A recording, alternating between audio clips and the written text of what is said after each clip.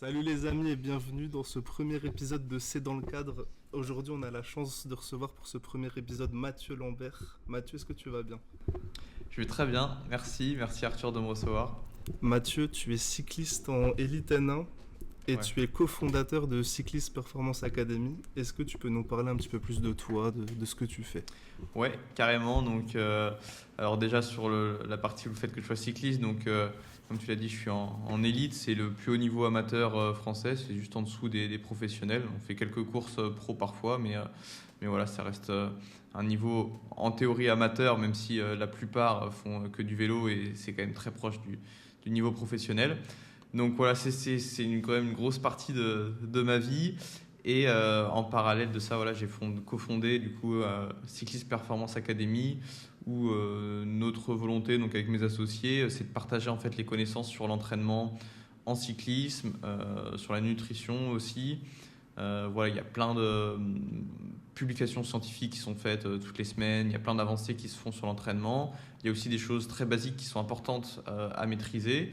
Et en fait, nous, notre but, c'est vraiment de résumer un petit peu tout ça et de partager notre expérience d'entraîneur parce que donc on est tous les trois entraîneurs. Moi, voilà, j'entraîne une dizaine de cyclistes. J'étais chez Cofidis aussi l'an dernier avec les entraîneurs et voilà, je m'occupais aussi de faire des tests physiologiques pour évaluer les coureurs, les situer soit au niveau de leur forme et derrière mieux cibler aussi l'entraînement. Donc voilà, je fais pas mal de choses, mais tout tourne globalement autour du cyclisme et de l'entraînement, quoi. Ok, ok, très bien. Quand tu dis que tu es entraîneur, t'arrives à gérer, on va dire, l'entraînement des autres et le tien à côté ou vous vous entraînez ensemble? Ouais, non, moi je m'entraîne carrément tout seul la plupart du temps. C'est le cas de la plupart des cyclistes. Voilà, même chez les pros, en fait, tout le monde s'entraîne dans son coin. C'est un modèle qui est vraiment différent de sport collectif, par exemple, où les équipes vont se retrouver. En vélo, ça n'existe presque pas, remis sur les stages hivernaux. Et sinon, en saison, parfois dans une équipe de vélo, s'il y a 30 coureurs, on se recroise jamais, quoi. S'il n'y a pas les mêmes profils et pas les mêmes programmes de course. Ok. Moi, je m'entraîne la plupart du temps dans mon coin et les coureurs que j'entraîne, pareil, je les vois très peu, hormis en hiver sur les stages de préparation, quoi. Ok, ok, très bien. Ah, donc ça c'est intéressant. Donc chacun s'entraîne de son côté parce qu'il y a quand même des fois Enfin souvent, c'est quand même une équipe qui court ensemble. Ouais, Il y a quand même des stratégies d'équipe, tout ouais, ça. carrément. Et même sur l'entraînement, tu vois, tout se fait à distance, maintenant avec les suivis avec les capteurs de puissance, les plateformes, etc. en ligne.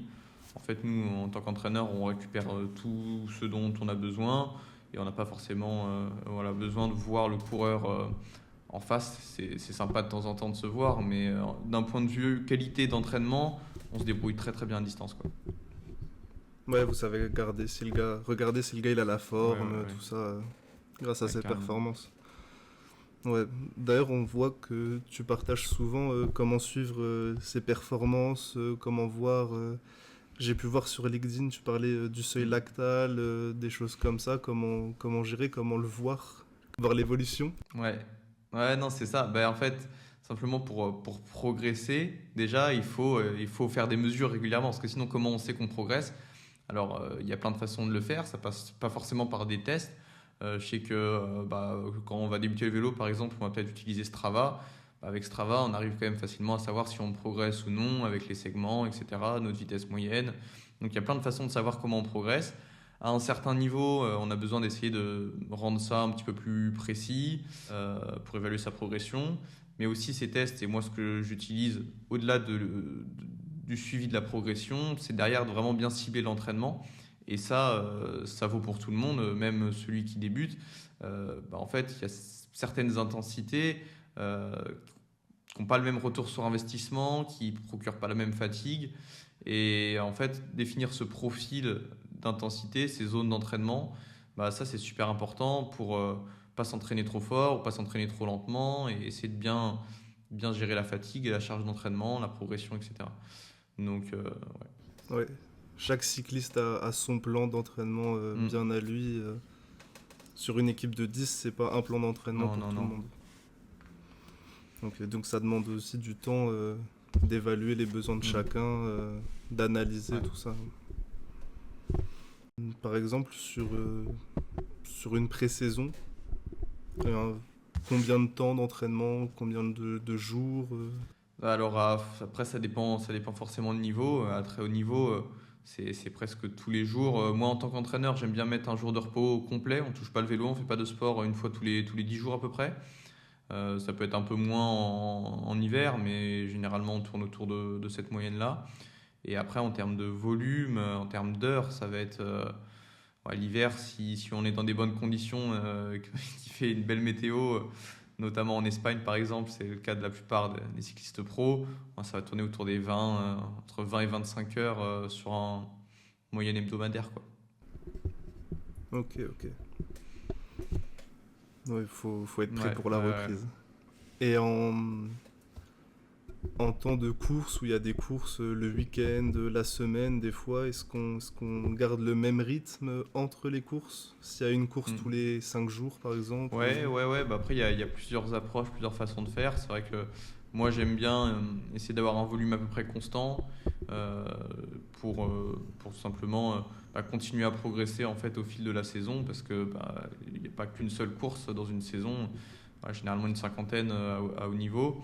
Donc bah, l'idée c'est de tenir toute la saison. Donc il faut quand même récupérer, mais il faut quand même bah, s'entraîner aussi pour continuer à progresser et garder le niveau. Donc c'est une fine balance à trouver. Mais globalement, le volume après il reste quand même assez stable, quoi. Ok. Et pour quelqu'un comme moi, par exemple, qui débute, qu'est-ce que tu pourrais conseiller comme rythme d'entraînement? Parce qu'on va beaucoup parler des gens qui débutent aujourd'hui, des gens qui ont envie de s'améliorer, qui Ouais, n'ont pas ouais, forcément de carrément. repères. Bah, la première chose déjà, ça va être d'être régulier finalement. Plutôt que d'essayer de faire une grosse semaine, une grosse sortie, bah, d'essayer plutôt de viser la régularité parce que en fait tous les sports d'endurance c'est quand même assez ingrat et c'est très long terme. En fait, il faut se dire qu'on va progresser petit à petit au fur et à mesure. Alors quand on débute, on va progresser quand même assez rapidement. Petit à petit, on va ressentir qu'on va atteindre un plateau, enfin en tout cas une progression qui sera de moins en moins rapide. Et dans ce cas-là, bah, il faut essayer de continuer à essayer d'en faire un petit peu plus en termes de volume notamment. Donc voilà, si on a un petit peu de marge, essayer de rajouter peut-être une sortie, allonger un petit peu les sorties, etc. Mais vraiment, ce mot-clé-là, c'est d'essayer d'être le plus régulier possible. Et sur le long terme, ça paiera, quoi. Donc après, voilà, ça dépend aussi de comment on peut s'organiser avec toutes les contraintes extérieures, etc., qui font qu'on n'a pas que du vélo à faire. Mais en tout cas, voilà, essayer d'être le plus régulier possible. Ok, ok, je ressens exactement ce que tu dis. Là, ça fait 6 8 mois, on va dire, j'étais à 3 sorties par semaine le soir, 1 heure, 1h20, 1h15. Et là, depuis qu'il commence à refaire beau et tout, le soir, eh ben, bizarrement, c'est bizarre, hein, mais flemme. Tu rentres du travail, il fait jour, flemme. Et par contre, le dimanche, sortie de 3 heures, mais du coup, eh ben, t'as pas du tout Ouais, l'impression là d'évoluer. c'est sûr, c'est pas la même chose. Il y a aussi ouais, la fréquence qui est importante, quoi. Après, tu vois, finalement, bah, si on reprend ton cas, tu dis tu fais ok, peut-être 3 heures le dimanche, et finalement, en fait, avant où tu arrivais à faire 3 sorties de 1 heure 1h15, bah, finalement, tu faisais aussi plus ou moins 3 heures, quoi. Donc au final, c'est pour ça aussi que tu atteins un plateau, Ouais, parce que ouais, bah, bien faut, sûr. comme je t'ai dit, tu vas essayer d'augmenter petit à petit la charge. Finalement, si tu fais toujours 3 heures, au bout d'un moment, ton corps il s'habitue et voilà, tu ne progresses plus. Ah ouais, On je a vois ça. investi. Non, j'essaye. Et c'est beaucoup plus dur à la Ouais, maison ah, qu'en extérieur, hein. c'est presque pas le même sport, j'ai envie de dire. Faut... Bah, Ah ouais. t'avances pas en fait, donc y a rien à voir. T'as beau te mettre une belle Ah ouais. vidéo, un film ou autre. Ouais, Ah plus oui, d'une non, heure et mais je demie te là-dessus, comprends, je suis impossible, pareil, hein. j'arrive pas. Franchement, j'ai beaucoup de respect pour ceux qui s'entraînent à l'année, des fois en intérieur. C'est quand même vraiment différent. Après, voilà, c'est question d'habitude aussi. Des fois, il n'y a pas trop le choix non plus, hein. Quand on habite en centre-ville à Paris, voilà, des fois, c'est sûr que pour faire 1 heure de vélo, si on fait une demi-heure de ville pour sortir, c'est pas très rentable. Donc après, bon, voilà. Ouais, et du coup, bah, la régularité, c'est plus important. Tu penses qu'il vaut mieux faire 3 sorties d'1 heure qu'une grosse de 3 heures quand même, ou ça revient à peu près pareil? Ça reviendra au même en fait. Si tu veux, par rapport à ta progression, ce qui compte à un moment, ça va être d'en faire un petit peu plus, tu vois. Et du coup, Ouais, en fait, que tu fasses 3 heures une fois ou 3 fois 1 heure, franchement, ça change rien. Moi, là-dessus, ce que je conseille par rapport à la régularité, enfin, en tout cas, à la fréquence plutôt que la régularité, c'est de faire ce qui est le moins stressant pour nous, le plus simple à mettre en place, justement pour qu'on puisse être régulier. Parce que si c'est une galère pour faire 3 heures le soir parce que on bosse, etc., qu'il va faire nuit, et qu'on le fait 2 semaines, mais qu'après on arrête, ça sert à rien. ouais. Vraiment, le meilleur entraînement, c'est celui qu'on fait. Donc, il faut se débrouiller pour que ça rentre dans nos habitudes et que ça soit faisable facilement et pas une galère qu'on tiendra que 2 semaines, quoi. Ok, très bien. Et pour quelqu'un de débutant, par exemple, je suis peut-être impatient, mais je regarde des petits trucs, comment s'améliorer ou des choses comme ça. Ou alors, bah moi, du coup, je me suis donné un défi. C'est de monter la planche des belles filles, la super planche des belles filles, en un an. Là, ça se rapproche, là, c'est en septembre. Franchement, je commence à me dire que ça va piquer. Mais je l'ai dit, donc j'ai pas le choix. Et sauf que bah, moi j'habite à Metz en Lorraine et on n'a pas beaucoup de bosses. En tout cas, il y en a, mais pas des longues déjà. Mais près de chez moi, j'en ai pas beaucoup. Et je sais que, par exemple, j'ai des petites bosses de 200-300 mètres à entre 10 et 15%.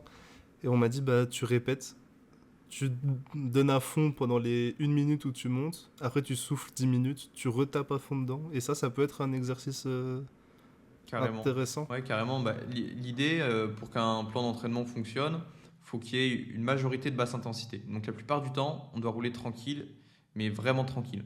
Mais ça fonctionne pas tout seul. Si on fait que ça, au bout d'un moment, on va peut-être progresser un petit peu, mais au bout d'un moment, on va vite atteindre un plateau. Pour que le plan il soit vraiment efficace et qu'on progresse vraiment, il faut aussi qu'il y ait une séance dans la semaine qui soit dure. Donc ça peut être, il y a plein de formats possibles en soi, on peut presque tout faire. Mais il faut juste que ça soit une séance qui soit difficile. Donc dans ton cas, c'est une séance qui te paraît très bien, effectivement, pour progresser. Ouais. Il ne faut pas que ça Ok. soit tous les jours, tu vois. Ouais, bien sûr. Parce que Ouais. je tiendrai pas de toute façon. Ce que je fais aussi du coup là-dessus, vu que j'arrive pas à rester longtemps, souvent je fais des Ouais. séances d'une demi-heure où tous les 2 minutes je tape pendant 2 minutes, et après deux Mm. minutes je calme. 2 minutes je tape, 2 minutes je calme. Et ça pendant une demi-heure, et après Ouais. je suis rincé. Ouais, bah ça c'est bien. Et tu vois, un des problèmes qui peut y avoir quand on débute notamment, c'est justement de ne pas faire des sorties longues, mais d'essayer de toujours vouloir se faire mal à chaque sortie, tu vois. Vouloir Ouais, être cramé à la fin et en pouvoir plus, tu vois. Et ça peut être typiquement causé le fait qu'on progresse plus au bout d'un moment parce que en fait on a besoin de cette basse intensité pour assimiler des séances difficiles. En fait, si on fait toujours des séances dures, au bout d'un moment, le corps, il assimile plus ces séances-là et ça devient trop difficile. On accumule de la fatigue et on progresse plus. Donc c'est pour ça que c'est important de se détacher un petit peu de ces séances difficiles, de se défouloir du sport pour, si on veut vraiment progresser sur le long terme, accepter de vraiment rouler tranquille et ça nous fera plus progresser que de se faire mal. Donc, c'est hyper intéressant parce que moi quand je finis une sortie, que j'enlève le casque si j'ai les cheveux pas mouillés ou que j'ai pas mal aux jambes ou aux fesses, je me dis, pff, ok, peut-être presque je suis sorti pour rien, tu vois. non, non, pas du Alors tout, que ouais, non, du pas du coup. tout. Et vraiment, tu Ok. vois, même à haut niveau, tu vois, la plupart des entraînements, en fait, quand ils font 20 heures de vélo, t'imagines bien que ils finissent une sortie, mais ça va, s'ils font 5 heures, le lendemain, ils vont refaire 5 heures aussi, tu vois. Donc, quand tu finis ton 5 Ouais. heures, faut pas que tu sois complètement cuit parce que tu sais que le lendemain, tu vas devoir en refaire un autre, tu vois.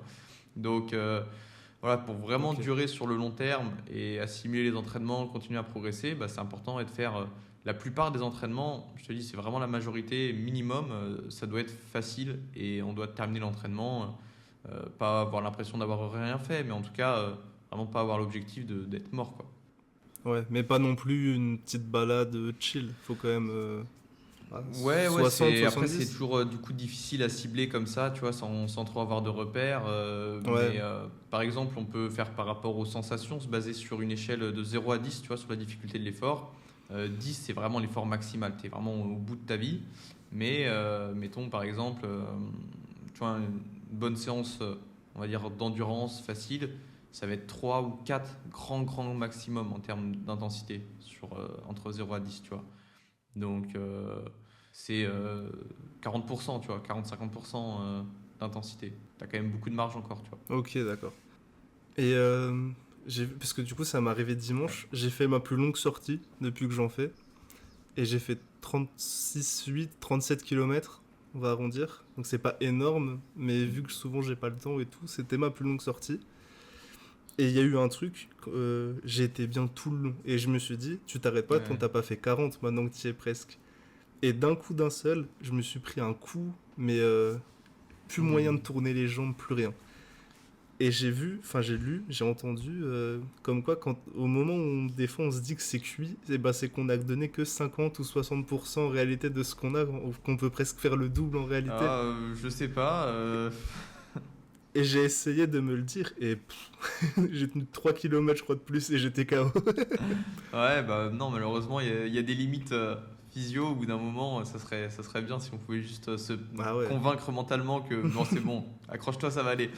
Mais ah, j'ai essayé. ouais, non, ça a ses limites. Bah après, toi, faut regarder aussi. Est-ce que tu mesures par exemple ta fréquence cardiaque sur tes sorties?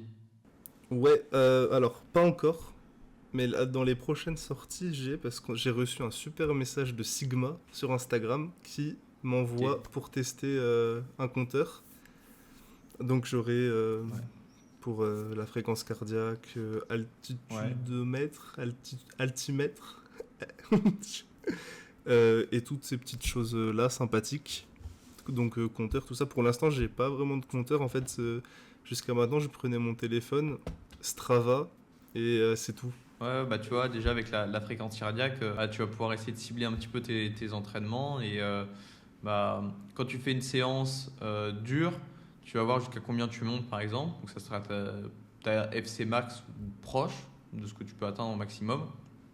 Et je sais pas, par exemple, là j'ai pas des pourcentages en tête, mais bah, tu vois, sur de la basse intensité, les séances du coup que je te disais, plutôt facile d'endurance, si ton max c'est 200, il faudrait que ces séances d'endurance ne soient pas plus de 155, tu vois, grand Ok, maximum. d'accord.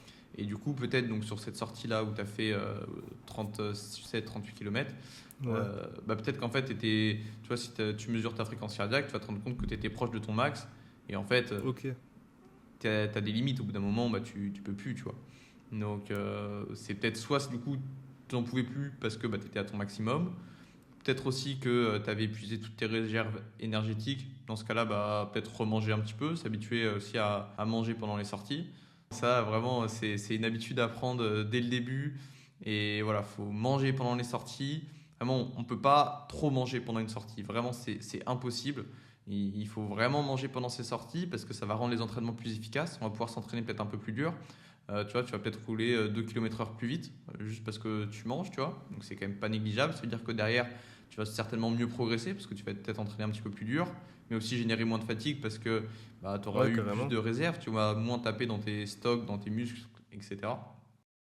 Et puis derrière, après ta sortie, tu auras aussi moins faim, donc tu vas mieux gérer ton appétit aussi. Ça veut dire que ouais, tu vas mieux gérer ton appétit tout simplement. Donc bah, derrière, sur ta balance long terme, pour aussi gérer ton poids, c'est super important, quoi. Et d'ailleurs, en parlant de nourriture, de nutrition pendant la sortie, est-ce qu'il y a quelque chose pour, on va dire, faire l'équivalent des petites barres qui coûtent 5 euros là? Ouais, franchement, Moi, je il y a suis plein de très pomme possibilités. pote, Il y a- banane, noix, ouais, et j'ai entendu parler des pâtes de fruits. ouais. Ouais, les pâtes de fruits, c'est top. Les bananes, c'est top aussi. Les pommes potes, c'est sympa, mais c'est Ok, très riche en eau.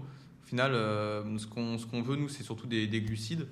Et une pomme pote, c'est peut-être 20 grammes de glucides pour ok, un volume qui est quand même conséquent. Et tu vois, sur une sortie de 3 heures, par exemple, tu peux essayer de viser 50 à 60 grammes de ok. glucides par heure.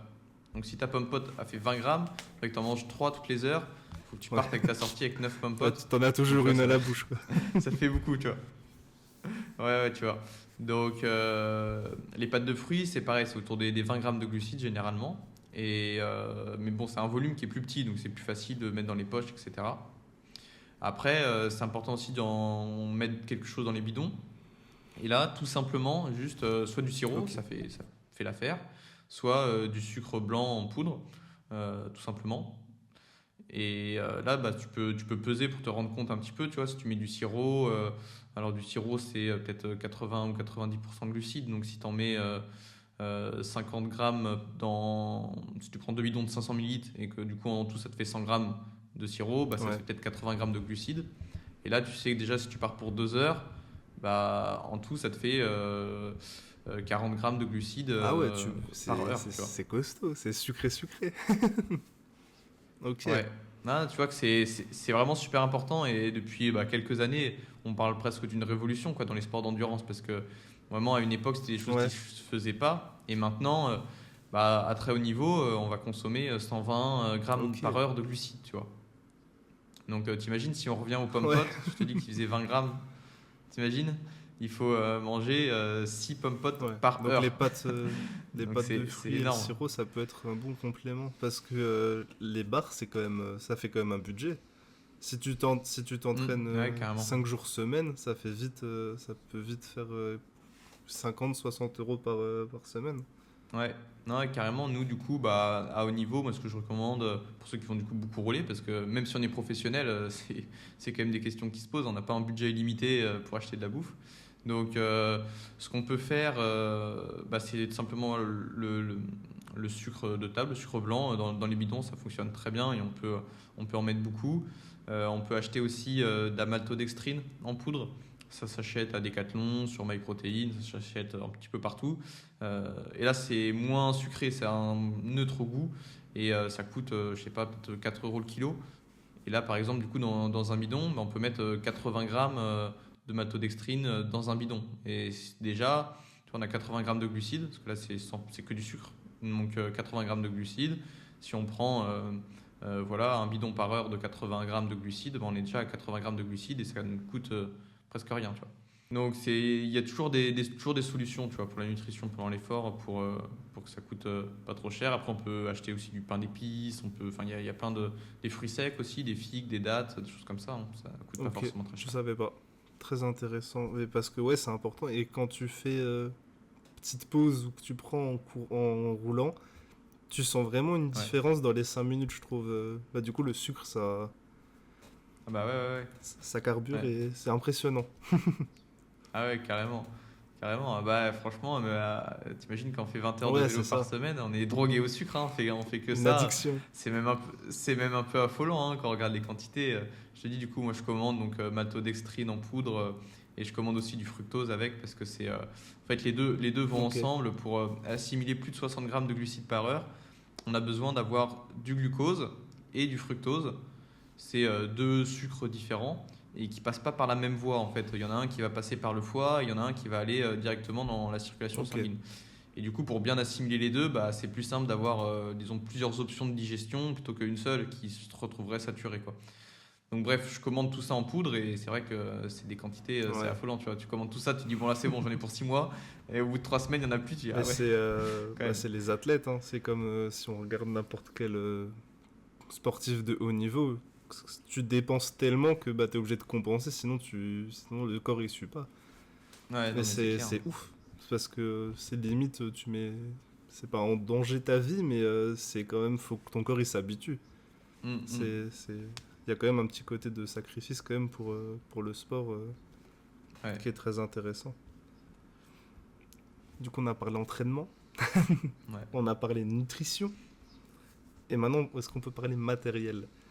Est-ce qu'on peut s'améliorer juste avec le vélo bas de gamme de chez Decathlon? Vu qu'on citait tout à l'heure, j'arrive, j'ai un budget de 300 €, j'achète le premier VTT qui passe. Ouais. Est-ce que je peux m'améliorer pendant plusieurs années avec? Bah oui, carrément. Le vélo, il va pas du tout impacter ta progression physique. Ce qui peut impacter, par contre, c'est si t'es pas confortable. Bah, c'est surtout si t'es pas confortable. Et du coup, bah, soit tu arrêtes le vélo, soit tu fais beaucoup moins de sorties. Et au final, bah, tu progresseras beaucoup moins qu'avec un vélo qui est bien à ta taille ou tu es bien posé dessus. Parce qu'avoir des douleurs quand on fait du vélo, c'est pas normal. C'est vrai qu'on peut se dire, ah, bah, j'ai un peu mal là, j'ai un peu mal là, mais bon, ça doit faire partie du truc. Mais c'est pas normal et il faut toujours essayer de creuser pour être bien posé. Il y a toujours des solutions. Ouais, il y a plein de gens qui font du vélo, donc il y a des gens qui Ouais, trouvent des solutions quand il y a des carrément. petites douleurs. c'est sûrement déjà arrivé à quelqu'un d'autre. Donc, Ouais, je vois. donc voilà, toujours des solutions et je dirais que c'est super important si on veut vraiment progresser. Déjà d'avoir réglé voilà, le confort pour être bien, pouvoir s'entraîner sans problème, c'est important quoi. Ouais, et puis la taille du vélo. Il y a Mm. beaucoup de gens qui prennent le premier vélo qui passe ou le vélo du grand Ouais, frère ou autre, ouais. alors que bon, pour être vraiment bien, hein, si tu fais vraiment une longue sortie ou autre et qu'au bout Mm. de la moitié, t'as déjà en bas du dos que ça tire ou des choses comme ça. Ah, ouais, ouais. Ah non mais c'est sûr, hein, ça s'improvise pas. Il y a des différentes tailles, plein de réglages possibles sur la position et c'est vrai que je comprends qu'on soit un petit peu perdu quand on débute, mais il faut essayer de trouver de l'aide là-dessus. Bon, il y a des ressources en ligne, mais sinon, idéalement, quand même dans un magasin de vélo, ou des gens qui s'y connaissent un petit peu et qui peuvent vous voir pédaler pour vous donner Ouais. quelques conseils. Parce que c'est vraiment super important si on veut durer, aussi pas se blesser. Ouais, je dirais que c'est super important. Moi, j'ai mis du temps à trouver la bonne hauteur de ma selle. Mm. Mais ça m'a vraiment pris peut-être 5-6 sorties où je me dise, ok, là, je suis bien. Ouais. Ouais, Et carrément. Ouais. en vrai, la différence, elle est folle. Mm. Surtout quand elle est trop basse et que tu la remontes, après, ça paraît facile. Ouais, ouais, Et c'est hyper agréable. ouais. Ouais. Non, c'est sûr. Et aussi, j'ai vu qu'il y avait un grand débat avec des guillemets, mais sur les protège-selles, Ouais. les housses, là. Ouais, ouais. Moi, on m'a dit qu'il fallait que je la retire vite. Ah ouais, ouais. Ouais, je pense que c'est pas idéal. Idéalement, c'est vrai qu'il faut mieux rouler avec un cuissard et du coup avec une peau de chamois dans le cuissard plutôt que sur la selle. Ouais. Et je pense que Parce que, c'est mieux. et ben, dimanche, ah aussi, on m'a dit de pas mettre de sous-vêtements. Ah ouais, ouais, ouais. Et ben, dimanche, première sortie sans sous-vêtements, avec le cuissard, et sans le protège-selle. Et au bout de 30 bornes, j'en pouvais plus et j'ai remis la protection. Ça m'a fait du bien pendant 1 kilomètre et après toujours aussi mal en fait. Ouais, ouais, ouais. Ouais, c'est entre guillemets, c'est pas normal, tu vois. Faut essayer de trouver les solutions. Après, les solutions, elles sont pas simples non plus parce que ça peut être plein de choses au niveau de la position, au niveau du cintre, au niveau des pieds, au niveau de la hauteur de selle. Il y a tout plein de réglages possibles. Donc, voilà, Et il y a des formes de selle aussi. ouais. Il y en a avec, par les simples, avec des trous au milieu, Mm. plus ou moins larges, plus ou moins longues. Ouais. Ouais, il y a Et l'inclinaison de ta selle aussi, l'avancée de ta selle, etc. Idéalement, ta selle, faut pas qu'elle remonte. Tu vois, des fois, je suis un peu grossier, mais c'est vrai que des fois, on voit des ouais, gens, ouais, si je te jure, hein, ils ont jamais fait attention à ça. Ils ont mal aux fesses et leur selle, elle est comme ça, tu vois. c'est vrai. Mais non, déjà, essayer de la ramener sur l'horizontale, éventuellement de l'incliner peut-être un petit peu vers l'avant. Ah, ok. Ouais, Après, ça dépend de la position. En fait, la position de la selle, elle dépend aussi du reste, quoi. Comment déjà on est au niveau du cintre, au niveau où est-ce qu'on pose nos mains, en fonction de la hauteur où est-ce qu'on pose nos mains. Tu vois, si on réincline un peu la selle vers l'avant, ça va mettre plus de pression sur les mains, donc peut-être qu'on aura un petit peu mal au poignet. Donc c'est toujours un équilibre à trouver, mais le bon équilibre, il se trouve. Ça peut prendre du temps, Ok. mais il se trouve. Alors, moi j'avais un peu mal la position Ouais, et j'ai acheté des petites cornes que j'ai mis au bout. Et du coup, je me sens beaucoup plus à l'aise comme ça que comme ça. ouais, Surtout au moment d'un ouais, effort. ouais, ouais, ouais, carrément. Et du coup, par rapport à la position de rouler, du coup, c'est peut-être pas bien quand on débute de s'inspirer des pros ou autres, mais ils sont vachement penchés. On mettra une photo, mais j'essaye des fois de me pencher. Bah, du coup, moi j'ai un VTT. Euh, et du coup, Ouais. je mets ici sur le guidon, je me tiens comme ça, et la position, je la tiens peut-être 1 kilomètre, 1 kilomètre 5, alors que des fois, pendant plus Hmm. d'1 heure et demie, ils sont couchés Ouais, et ils ouais. serrent même pas les dents, les gars. Et la position, c'est juste une habitude Ouais, à ça, prendre ça ou se travaille, c'est. hein, c'est comme tout, ça se travaille. Alors, il faut déjà être du coup plus ou moins, enfin, bien réglé, quoi. Mais après, derrière, ça se travaille. Et moi, tu vois, en tant qu'entraîneur, je peux mettre des séances où je vais dire, voilà, on fait 2 fois 30 minutes à ton allure premier seuil, mais en position aéro, tu vois, où tu vas vraiment te coucher sur le vélo, essayer de Ok. rentrer ta tête dans les épaules pour essayer d'aller le plus vite possible parce que c'est énorme. Le gain en performance qu'on a entre différentes positions, c'est énorme. Donc il faut vraiment le travailler à l'entraînement. Mais la première chose, c'est déjà d'être bien posé pour pouvoir se le permettre. Après, est-ce que ça vaut le coup, quand on débute, d'essayer de rechercher la position la plus aéro possible?